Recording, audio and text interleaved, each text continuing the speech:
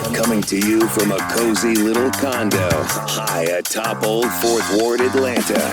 Welcome to The Ron Show on America One Radio. Here's your host, Ron Roberts. Yeah, that's me. Welcome to the Tuesday edition. So, this upcoming season of Suits Atlanta is shaping up to be spicy. I've been sort of tardy to the party when it comes to the USA Network's drama series Suits, which I think went 9 seasons. I'm into season 7.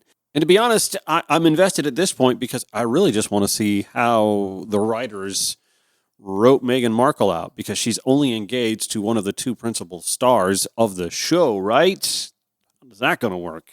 And since it only went 9 seasons, I'm in season 7, so I guess I'm just in it for the duration. So, yeah, I'm a little fixated on legal drama, but this is the kind of legal drama that you would think comes from a scripted TV show like Suits. This season on Suits Atlanta. Let's go to WANF Atlanta News first. Explosive allegations tonight from one of former President Donald Trump's co-defendants right here in Georgia. He has some pretty bold claims about Fulton County District Attorney Fani Willis. Atlanta News First anchor Tori Cooper has been digging through that court filing. So, Tori, what are they actually claiming here? Well, tonight, former Trump campaign staffer Michael Roman and his attorney Ashley Merchant are claiming District Attorney Fani Willis had an inappropriate and romantic relationship with the top prosecutor in the case, Nathan Wade. Whoa. In this new court filing obtained by Atlanta News First, Michael Roman and his attorneys are accusing the Fulton County DA Fani Willis and Special Prosecutor Nathan Wade of having an inappropriate and romantic relationship, and that the 2 benefited from it. Now, in all my law experience, which consists of now 6+ seasons of Suits, that sounds like a fishing expedition, but let's listen on. The suit claims Willis and Wade took lavish vacations together and that he used part of his salary from the DA's office to travel with Willis. Okay, 2 things. 1, I have been texting everybody I know that knows anything about Fani Willis and Nathan Wade to find out, are these 2 actually doing things? And 2, if they are, why can't he spend his money however he wishes? Roman's attorney claims they discovered that the 2 went on trips together, quote, outside of court filings. Here's the problem. In the court of public opinion, that's hard to disprove, but the burden of proof in the judicial proceeding falls on Roman and his attorney. So do they have proof? So far, in this filing or afterwards, they've provided none. The suit goes on to claim their relationship began before Wade was appointed to the case. And if that is true, it's a bad decision on Fani Willis's part, who has to know she's a smart woman. You have to be absolutely perfect on this case. They claim Willis also failed to get county approval to appoint Wade as special prosecutor in the case. That's something she can easily disprove if they're wrong. Roman's attorneys are now asking the court to disqualify both of them from prosecuting the RICO case. If these allegations are true, there's some merit to that. And to drop all of Roman's charges. Anthony Michael Christ, who is a Georgia State University College of Law professor and legal analyst, telling CNN that the filing, quote, probably means relatively little in terms of derailing the prosecution against Trump and his allies, except to undermine its legitimacy. He goes on to say, it's an internal conflict of interest and certainly an optics problem. If true, the biggest issue here is it will undermine the legitimacy of the prosecution just as an optical matter. He did, by the way, go on to remind CNN that there's no hard evidence to back up the claims and said, I fail to see how any of this violates Mr. Roman's constitutional rights. Roman's attorneys wouldn't comment any further tonight, and Fani Willis's office told us they will be responding to Roman's suit through proper court filings. And honestly, what can she say to refute this other than these are baseless allegations? The problem is the allegations are already out there and they're salacious. Again, on the next episode of Suits Atlanta. I mean, this is very primetime courtroom drama TV stuff, right? The allegations are out there, and even if they can be proven to be false, and again, what is she going to do? Provide evidence that they didn't go on a trip together? How do you provide evidence of that? Or that they weren't dating? Or how do you provide evidence of something if it hasn't happened or doesn't exist, if it hasn't happened or doesn't exist? The allegations went public. They're out there. They're already painted on the wall. You may paint over them, but we already saw the graffiti on the wall the first time. We got the message. How many folks does that just stick with? Well, you have to remember, you're talking about conservatives and Republican politicians who like to levy investigations and inquiries and draft bills based on hearsay, lacking in evidence. There's an impeachment inquiry in Washington going on right now with no evidence provided. But the allegations are already out there. And the Fox News audience and the talk radio audience that laps that stuff up has lapped that stuff up. And this is no different until proven otherwise. For example, Greg Bluestein, Tamar Hollerman with the AJC reporting many of our Republican critics are quick to weigh in. In Washington, the GOP-led House Judiciary Committee, which launched an investigation of the DA's work in August, posted repeatedly on Twitter X that Willis couldn't be trusted. On his social media platform, Truth Social, Trump echoed several of the allegations from Roman's filing and stated he was so proud to be showing the people of America how corrupt, crooked Joe Biden and our justice system is. They go on to write, at the state capitol, where lawmakers on Tuesday were converging for their second day of the legislative session, Republicans used the allegations to underscore their pitch for bolstering the state law governing the state's newly formed Prosecuting Attorneys Qualifications Commission. State Representative Houston Gaines pouncing on this to say, right now, district attorneys have no accountability. We're on the verge of changing that and holding prosecutors accountable. This only fuels the need to get the Oversight Commission up and running right away. Adding, Fani Willis should be investigated immediately. And if these allegations are true, he didn't emphasize if, I did. If these allegations are true, she should resign or be removed from office. Now, if you're a fan of the TV show Suits, here's where I go all Jessica Pearson on Harvey and say, how could you let that happen to Fani Willis? How could you let that, if any of this is true? And I'm not saying it is, but say it is true. What if it were? Fani, how could you do that? That would be my reaction. And I'm a little perplexed, if I'm being honest, at the unwritten but underlying note of dismay from local and state Democrats who local reporters are saying are nervously anxious about this. Bluestein and Hollerman, again back in the AJC writing, Democrats, meanwhile, remained quiet about Roman's allegations against Willis. But privately, they write, many expressed concerns about the optics, even with its legal implications still uncertain. Also unclear is whether the allegations are enough to draw a political challenge for Willis, a Democrat who is up for re-election in November. No challengers of either party have so far emerged. The qualifying deadline for candidates who want to appear on the ballot is March 8th. Final point in this article. Willis herself is proof that Fulton County voters are willing to back a well-known incumbent. 4 years ago, she unseated her former boss, Paul Howard, with more than 70% of the vote in the Democratic primary runoff. Howard had held the office for more than 2 decades. And if you don't remember, he had ethics violations lobbied against him. He had to pay a fine. He also was alleged to have sexually harassed an employee and was actually just acquitted of that, found not guilty, I should say, last month. But again, I want to circle back to this filing yesterday and my immense experience in watching so far 6+ seasons of Suits and say, is this just theater? Is this a bluff? And if they filed, what are we going to have to wait to now see this in a courtroom and be given proof? Is there discovery? See, I've learned a few things watching Suits for 6+ seasons. But at the very least, here's what we're dealing with. We're dealing with both legal and media manipulation if there is no proof. This casts doubts, even among those on the left, those who support the investigation and support the prosecution's efforts to make those be held accountable who tried to overturn the 2020 election. This very well may be much ado about nothing, but you can't hop on social media if you follow politics or Georgia politics without seeing this story. It was on the national news. It was on local news. You know what wasn't on local news or national news? Roger Stone talking to an off-duty but still employed NYPD cop who he hired as extra security about assassinating 2 congressmen. Did you see Lester Holt talk about that on NBC News last night? No. Honestly, here's the crazy thing.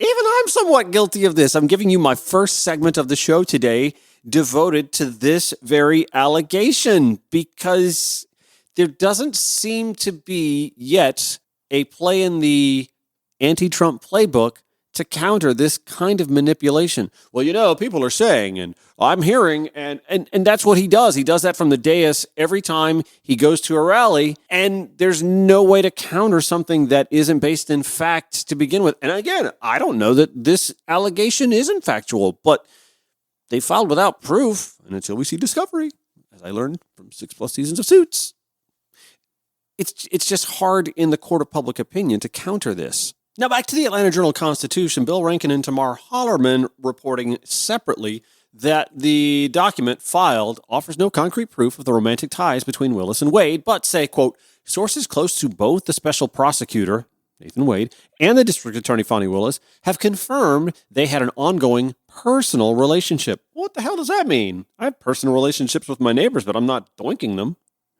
Roman's lawyer, Ashley Merchant, back to the article, said she reviewed the case file in Wade's ongoing divorce proceedings at the Superior Court Clerk's office and made copies of certain documents. But the case file was later improperly sealed because no court hearing was held as required by law, according to that motion. Because the case remains under seal, Merchant said she is not sharing the information she obtained from the divorce file until the seal is lifted. She also said she is asking a judge to unseal the case file. The article continues, it is unclear if the explosive issues raised in the filing undermine the validity of the indictment against Trump and the remaining 14 co-defendants or simply muddy the waters by questioning Willis' professional ethics. One ethics expert said that the allegations, if true, raised serious questions. That expert, Stephen Gillers, a professor emeritus at New York University Law School. He's written extensively about legal and judicial ethics and said a closer look at Fani's decision-making is needed before it can be determined whether the indictment should be dismissed. He said if the allegations are true, quote, Willis was conflicted in the investigation and prosecution of this case and wasn't able to bring the sort of, quote, independent professional judgment her position requires. If the allegations are true.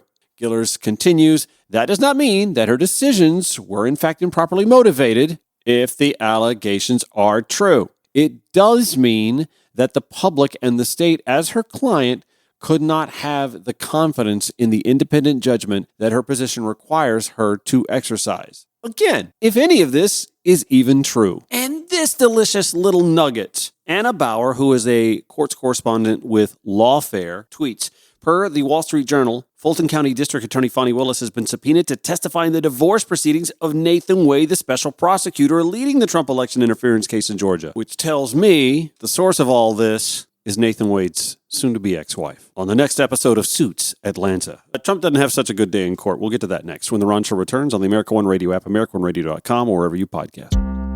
Welcome back to The Ron Show. I have said all along that Trump claiming immunity because just about anything he does while president of the United States, even after losing a re-election bid, means he is immune from prosecution. Because Republicans, it also means that the current president of the United States can do whatever the he wants and not worry about the repercussions after he's out of office. Right? Hell, by this logic, he should just go ahead and say, all right, you know what? I'm guilty of whatever it is that you guys have no evidence that I've done in this House inquiry here, but I'm going to go ahead and pardon myself. Let's go to NBC News. President Donald Trump is remaining defiant after appearing in a federal appeals court today in Washington, D.C. And during the hearing, the judges seemed skeptical of Mr. Trump's claim that he's immune from charges that are related to his alleged efforts to overturn the 2020 election. The former president reacting after leaving the courtroom. I think it's very unfair when a political opponent is prosecuted by the DOJ, by Biden's DOJ. It's the opening of a Pandora's box, and that's a very sad thing that's happened with this whole situation. When they talk about threat to democracy, that's your real threat to democracy. And I feel that as a president, you have to have immunity. But immunity from anything, from everything. Remember, as I ended yesterday's show, I pointed out that one of his closest allies, Roger Stone, was talking with an off-duty but still employed by the New York Police Department cop who was working personal security for him on the side about assassinating two congressmen, or at least one of the two congressmen that he named, Jerry Nadler or Eric Swalwell. You take your pick. In the follow-up to that NBC News clip, a little Q&A with a legal expert to kind of hash this out. NBC News Justice and Intelligence correspondent Ken Delanian is tracking this for us. Ken, when it comes to the question of immunity, just set the scene for us. Walk us through the arguments that now both sides are making. Well, Morgan, President Trump is making a rather profound and dramatic argument, which is essentially, as boiled down by one of the judges on the three-judge panel, a president can order Navy SEAL Team 6 to assassinate his political opponent and not be prosecuted for that unless he is first impeached. That essentially was the argument made by Donald Trump's lawyer today. And as you said, it was greeted with a lot of skepticism, both by the two Democratic appointees and the judge appointed by George H.W. Bush. It is not it's not the normal legal thinking in this country. Ever since Gerald Ford pardoned Richard Nixon after Watergate under the presumption that Richard Nixon could be prosecuted after he left office for the Watergate crimes, it's been the perception and the thought process that there are some things a former president could be prosecuted for. Now, the judges and even special counsel Jack Smith's lawyers agree that there might be some other things that are valid points of presidential immunity. For example, wartime acts. A president orders a drone strike that's controversial, kills civilians. You wouldn't want to have a local prosecutor bringing murder charges against the president in that instance. But in the instance of former President Trump or then President Trump pressuring local officials trying to overturn an election, there's some dispute as to whether those are even presidential acts. Jack Smith's office arguing they are certainly not immune from prosecution. I want to read a couple of tweets that make some profound points here. Eric Columbus tweeting, Trump's team argued in 2021 that the Senate couldn't hold an impeachment trial because he was no longer president. So his position is that if a president murders his rivals late enough in his term, or if his role isn't discovered until after he leaves, he's untouchable. Eric Columbus following up by tweeting, Trump's position is that Biden can kill him if 34 senators approve.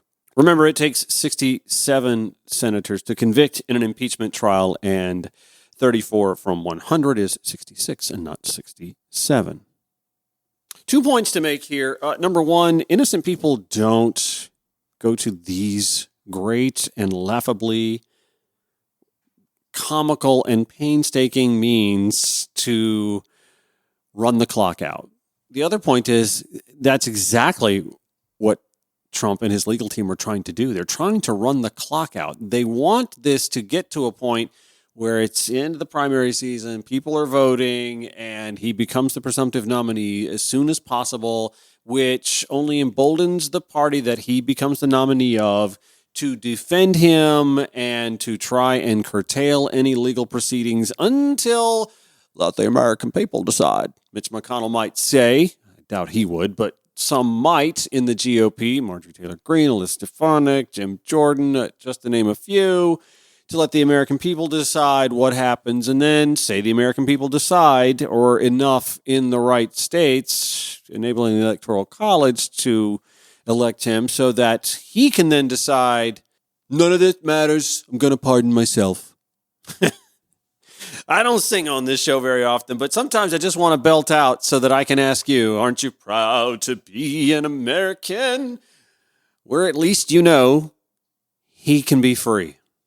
And just to show you how easy it is for conservatives to be manipulated by their media choices, former Trump Department of Justice spokesperson Carrie Kupik, who is now the Fox News legal editor, came away with the actual inverse of what happened today when the three-judge panel queried Trump's attorneys about his immunity telling Harrison Faulkner, I have to tell you, Harris, I thought the three-judge panel was somewhat skeptical of the Department of Justice's arguments. You could tell they were concerned about precedent that they would set if they said a president is not immune from prosecution for acts conducted during office. They also obviously are wrestling with what does in fact though happen if a president, say, commits some kind of crime while in office. What happens after that? Yeah. But I certainly walked away from there not thinking that they had landed anywhere in particular, but that they themselves are wrestling with it as well. Well, look, Harry, everybody's reputation's on the line here. oh, yeah.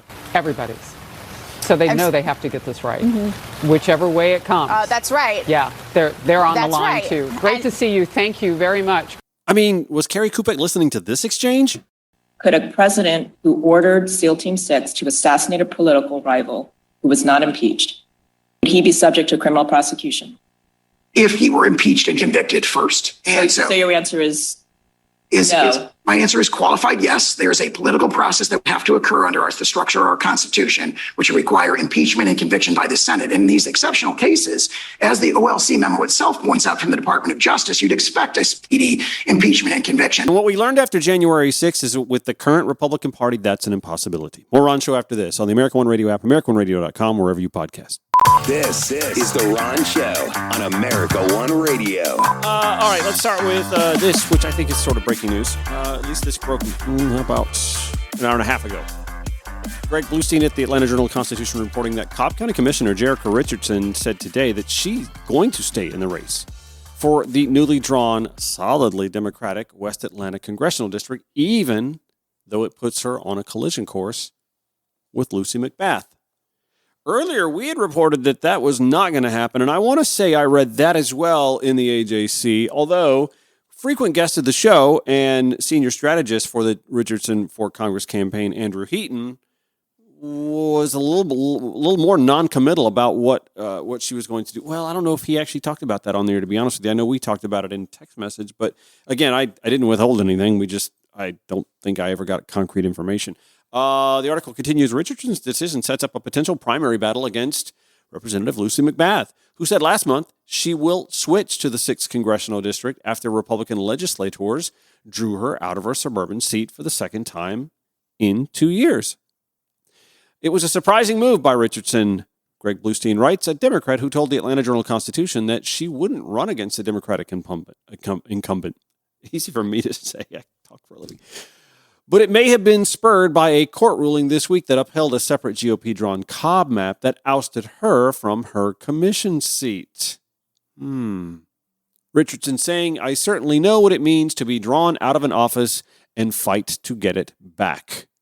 I'll read from you the statement from Jerica's campaign in response to last week's decision by Judge Jones and his affirmation of the congressional maps passed by the Georgia General Assembly in December. 6th District Congressional candidate and Cobb County Commissioner Jerica Richardson has given the following statement. When I decided to run, it wasn't because Congress came with a nice fancy title or that I felt entitled to this seat. I decided to run because there are real issues that need to be addressed. Too many voters feel they are being ignored. I decided to run to remind people just how powerful they really are, to restore hope and help spread information that empowered members of my community. I decided to run to restore vision to communities that have run clean out of investments. I decided to run to bring the attention back to the 6th District of Georgia, which is a new map. When the maps were affirmed, calls and text messages flooded in to ask what I was going to do. While attending a funeral for a loved one, it presented me with an opportunity to reflect a little more. I also reached out to members of my community to hear how they felt about the map decision and what they hoped for. Much has transpired since Judge Jones' ruling, but what has not changed is that we do not know yet how this race will evolve. When asked previously about whether I would stay in this race if the maps forced any current members of the Democratic Congressional Caucus to join this race in the 6th, I answered honestly that my intention in entering this race was never about challenging a sitting Democrat. I entered this race solely focused on delivering for the constituents of the 6th, many of whom are my current commission constituents. In this campaign, I am committed to what I am always committed to, which is the people of the district. So my answer is simple, Jerica writes, because this race was never about me, my turn, or my career. It's not even about the district lines, and I certainly know what it means to be drawn out of an office and fight to get it back. This race is about the people of the 6th District. I've decided that I'm going to keep surfacing the issues that voters care about, because our voters deserve to know we are listening and creating ways to close the gap. Back to Greg Bluestein writing on this. She's picking a tough fight against Lucy McBath, who became one of the nation's most prominent gun control advocates after her teenage son was murdered in Florida. Backed by President Joe Biden, McBath has won 3 consecutive terms representing 3 different metro Atlanta territories. Richardson first entered the race for the congressional district in September, back when it stretched from North Fulton County to rural North Georgia. We had her on the show when she announced, actually the day after, I believe. She had little hope of defeating Republican Representative Rich McCormick in such solidly conservative territory, but her campaign was widely seen as a placeholder in case a federal judge ordered state lawmakers to draw a new Democratic-leaning district to give black voters more power. U.S. District Judge Steve Jones soon ordered legislatures to do just that by creating a majority black district in West Metro Atlanta. The Republican-controlled legislature carved out a new 6th district across parts of Cobb, Douglas, Fayette, and Fulton counties, but they also gutted McBath's Gwinnett County-based seat.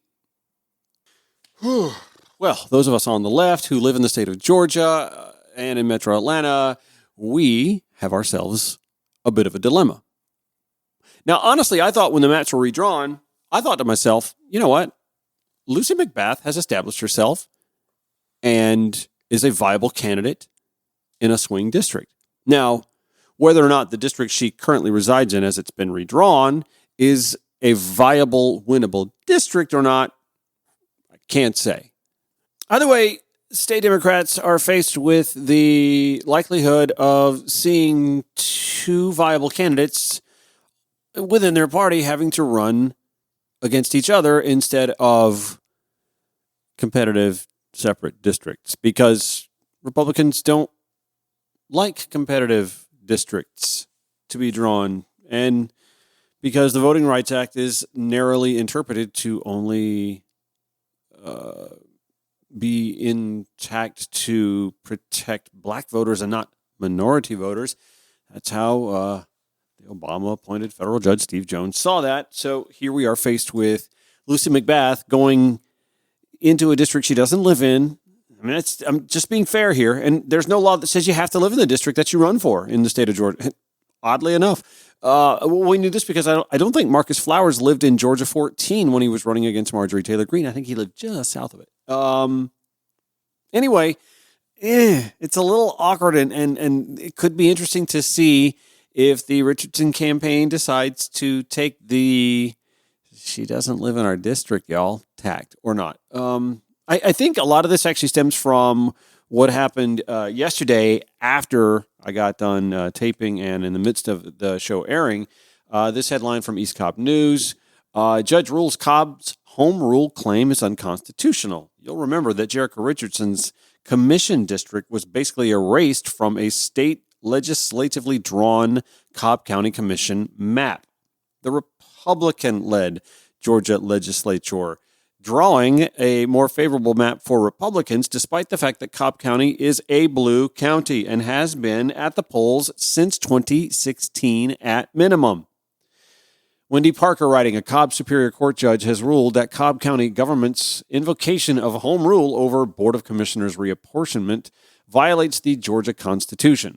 Judge Ann Harris issued a motion for summary judgment on Monday on behalf of plaintiffs David and Catherine Flom, North Cobb residents who, along with Commissioner Kelly Gambrill, a Republican, filed suit in 2023. They were contesting a 3-2 vote by the commission in October 2022 along party lines. The board has 3 Democrats, 2 Republicans, to challenge electoral maps drawn by the Georgia legislature earlier in 2022. Those maps, approved as HB 1154, drew Democratic District 2 Commissioner Jericho Richardson out of her East Cobb home and placed most of East Cobb in District 3. Wendy Parker goes on to write, the Georgia Constitution stipulates that redistricting of county commission and school board maps is a function of the legislature. Honestly, that's something that needs to be addressed. I don't expect the GOP-led. This is the crazy thing. And maybe it's just the sheer arrogance of the party that's in control that they just don't feel like this is something that needs to be dealt with because they're in control. But if and when the day comes that their side is not in control, they'll want this addressed. Why is the state legislature, seriously, this needs to be a constitutional amendment. Why is the state legislature involved in drawing county commission maps? Why is this even being done in a partisan manner anymore? It's 2024 for crying out loud.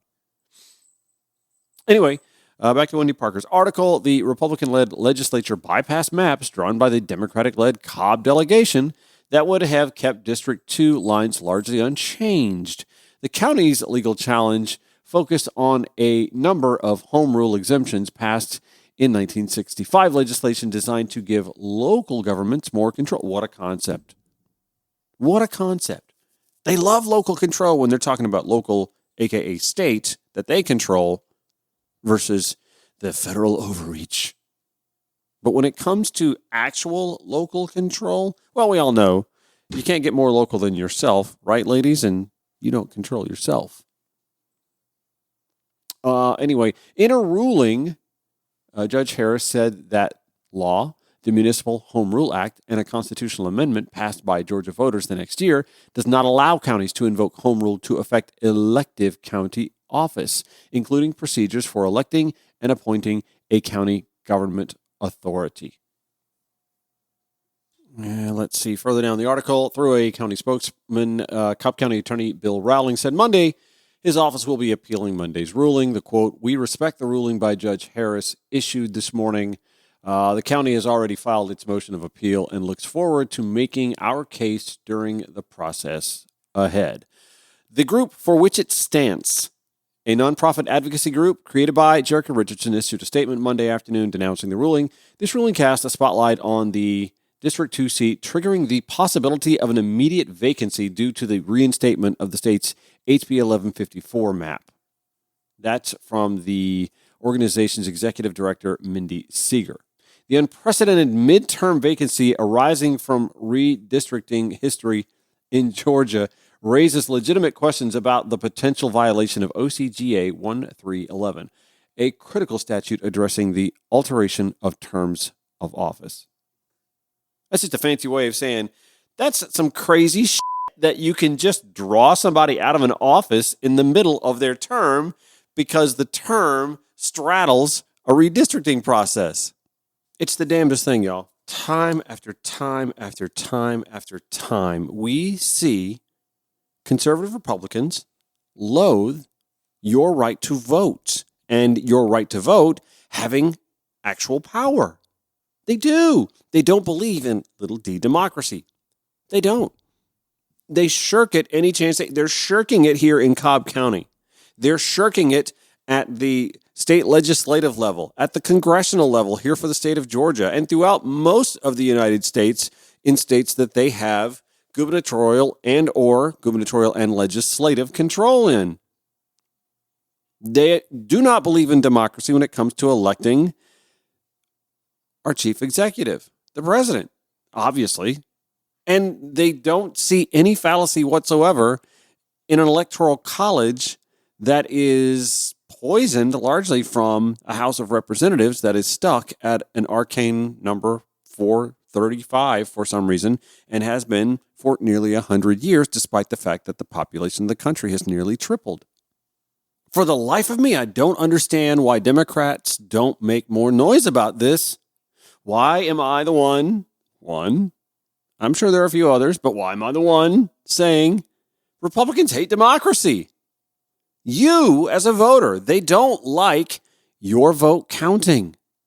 They choose to draw lines and stick to outdated, outmoded ways of electing our president to maintain power for the minority versus the majority. Why am I one of the few voices saying this? Why is this not a rallying cry for the Democratic Party? I ask this because here's the thing. This is the sort of stuff that just gets people disinterested. discouraged. It does. There's nothing we can do about it. They're just going to redraw the maps. There's nothing we can do about it. The Electoral College is going to do what it's going to do. Why should I even vote? That's exactly what they want voters to think. Democrats need to start making more noise and saying, no. We need to empower democracy instead of dilute democracy. If I'm a Democratic candidate, I'm saying they wish to dilute democracy. We want to empower it. But in order for us to empower it, we need you to take full advantage of it before it goes away. Hell, if Democrats are afraid of workshopping this at the state or federal level, let's at least test tube it in Cobb County, where they are literally subverting the will of the majority in that county. Cobb County Democrats, are you listening to me? Are you hearing me? Are you going to now take this case to the Cobb County voter and say, listen, this is a majority blue county. We voted for Stacey Abrams twice. We voted for Hillary Clinton. We voted for Joe Biden. We should not be a 60% government-led Republican county then, right? It doesn't make sense. The math doesn't math, which means you need to show up and vote. We need to see voter turnout in 2024 to insist that our government reflect our values. And listen, Cobb Democrat, state Democrat, federal Democrat, if you don't start making the case that people have to turn out in record numbers and exercise their right to vote to stem this, then the apathy is only going to get worse. There's a case to be made, and I'm not seeing anybody making it steadfastly enough. What is it they say about silence equals complicity? This is complicity. If you are not making the case as a party, as a candidate, that your right to vote, American voter, is being stifled at every turn, then your silence as a candidate, as a party, Democrats, is complicity. Sometimes a browbeaten boxer gets tired of losing and gets off the mat and starts swinging. More Ron Show after this. The American One Radio app, AmericanOneRadio.com, wherever you podcast. Okay, final segment of the Ron Show. It's kind of a long one. I normally only go like 7.5 minutes. This is going to be like 14.5 minutes here. So I missed this over the holidays, and I really want to give some time to this because first of all, I'm a big fan of John Fugelsang. Also, this clip from the 11th Hour with Stephanie Ruhle, which I believe was like one of those year-end things we want to leave behind in the year 2023. She went around the table, and John Fugelsang just lit the table up. I would love to leave behind right-wing fundamentalists and Christian nationalists who use Jesus, whose birth we celebrate, as a prop while legislating and fighting against his actual teachings. There's a lot of right-wing brothers and sisters in this country who identify as Christian, and they care about the manger and the crucifix, and they ignore the 30 years of teaching. 33. Well, actually 3 years of teaching he did in between. Jesus is not an ally of the Republican Party. There is no overlap between Jesus and the policies of Donald Trump. In South Carolina, they tried to have a bill this year calling for the death penalty for abortion. We're so pro-life, we'll kill you. That's where we're at right now. That's Stephen Wright. I would kill for a Nobel Peace Prize. Yeah. Seeing the Pope this week enrage these right-wing Christians so much because he acted like Jesus in blessing gay unions. Yep. Jesus is not anti-immigrant. He commands people to welcome the stranger. He never mentions abortion. The Bible never condemns abortion.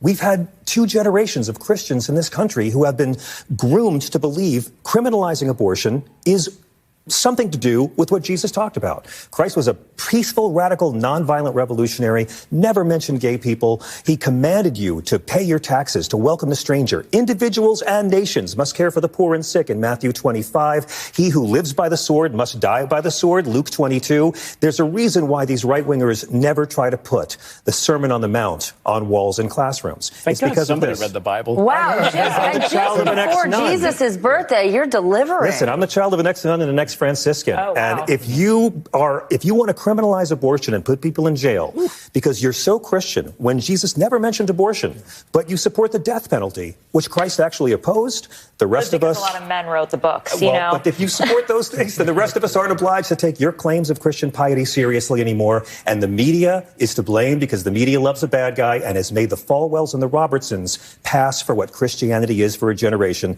It's time to take the Bible back from the hypocrites and thugs. Or if you think it's the Falwells, I invite you to watch the recent documentary about Jerry Jr. and his wife and the pool boy. Oh, Stephanie Rule, I love that. Thank you for going in on that. Speaking of documentaries, we have a guest tomorrow, two guests actually tomorrow on the show. Melita Easters from the Georgia Windlass will join us, and she's going to introduce us to Gillian Rabin, who put together, I believe it's like an 18-minute dystopian movie that talks about what it's like or what it can look like, and actually this isn't all that dystopian, to live in a post-Roe Texas. So the Georgia Windlass hosted a screening of this movie and then held a panel discussion afterwards. And I will share that when they share it. In fact, they're working on that right now as we speak to add that to their website. I'll put that in the show notes tomorrow as well. Looking forward to Gillian Rabin joining us along with Melita Easters to discuss that. Maybe even just try and give you as much of the audio of that or some of the audio anyway, so that you can get an idea what this is about as possible. One more court, like this has been a very court-heavy show today, right? One more court case that I think deserves some attention. Mark Neese at the Atlanta Journal-Constitution. And oh, by the way, we also have a piece from the Washington Post, Emma Brown and Amy Gardner, reporting on the Coffee County breach and how this has to do with a voting machine trial that just got started.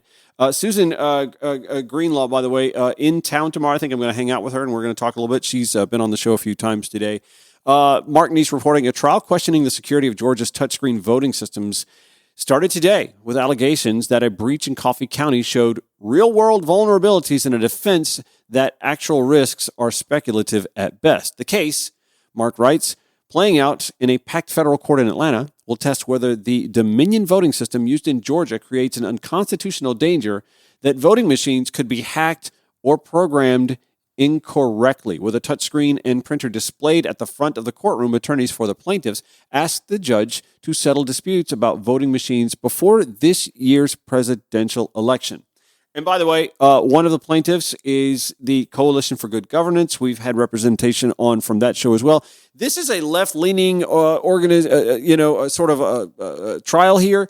The plaintiffs are a little more left-leaning and looking for Secretary of State Brad Raffensperger to abandon these touchscreen voting machines because of irregularities, not so much in the results of the 2020 election, and let me point that out, but more for the fact that because of the Coffee County breach, now there's some concern that there could be some meddling in results after the fact, to which I will pivot now to the Washington Post piece, where, again, Emma Brown and Amy Gardner write, Mike Lindell, yep, that guy, the flamboyant pillow magnate, has spent millions promoting the falsehood that the 2020 election was stolen from Donald Trump, a claim that has been roundly rejected by cybersecurity experts, government officials, and numerous courts. But late last year, Lindell crowed that a federal judge had vindicated him at last. He said, I get to take off my tinfoil hat on a podcast hosted by former Trump White House advisor Stephen Bannon, removing a baseball cap covered in aluminum foil that he had worn as a prop. You know, that's what the judge said. We're not a conspiracy theory guy anymore. Praise the Lord. Back to the article. The judge had said no such thing. She had not mentioned Lindell at all, or the outlandish election fraud claims he and other Trump allies have advanced. They're trying to hijack this court case that's happening right now to bolster their claims of election irregularities back in 2020. And I'm going to go back to the article where this spells that out. The People, U.S. District Court Judge Amy Totenberg declared to be not conspiracy theorists or of any variety, are the largely left-leaning plaintiffs in a lawsuit that was filed in Georgia long before the 2020 election and that is slated to go to trial this week.